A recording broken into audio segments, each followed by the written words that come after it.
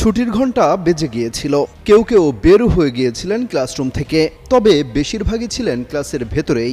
আর তখনই যেন কিয়ামত নেমে আসে কোমলমতি শিক্ষার্থীদের উপর।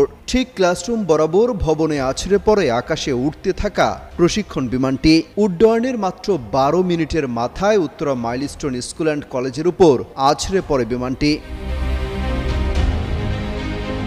আইএসপিআর বলছে বেলা 1টা 6 মিনিটে ঢাকার কুর্মিটোলাস্থ বাংলাদেশ বিমান বাহিনীর ঘাঁটি একে খন্দকার থেকে উড্ডয়নের পর যান্ত্রিক ত্রুটির সম্মুখীন হয়।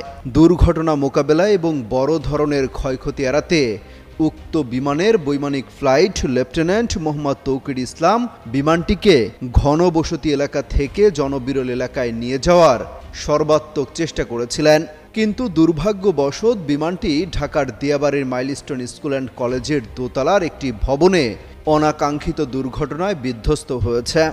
বিশেষজ্ঞরা বলছেন চাইলেই পাইলট এই ধরনের দুর্ঘটনা থেকে নিজেকে রক্ষা করতে পারেন। তবে পাইলট তৌকির হয়তো চেয়েছিলেন শেষ মুহূর্ত পর্যন্ত বিমানটিকে দুর্ঘটনার কবল থেকে বাঁচাতে, সেই সাথে বড় ধরনের ক্ষয়ক্ষতি এড়াতে। তবে শেষ রক্ষা হয়নি, নিজের জীবনটাও দিয়ে দিলেন এই বিমান দুর্ঘটনায়।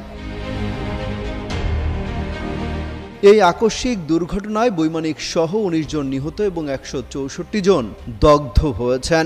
আহত সবাইকে বিমান বাহিনীর হেলিকপ্টার সহ অ্যাম্বুলেন্সের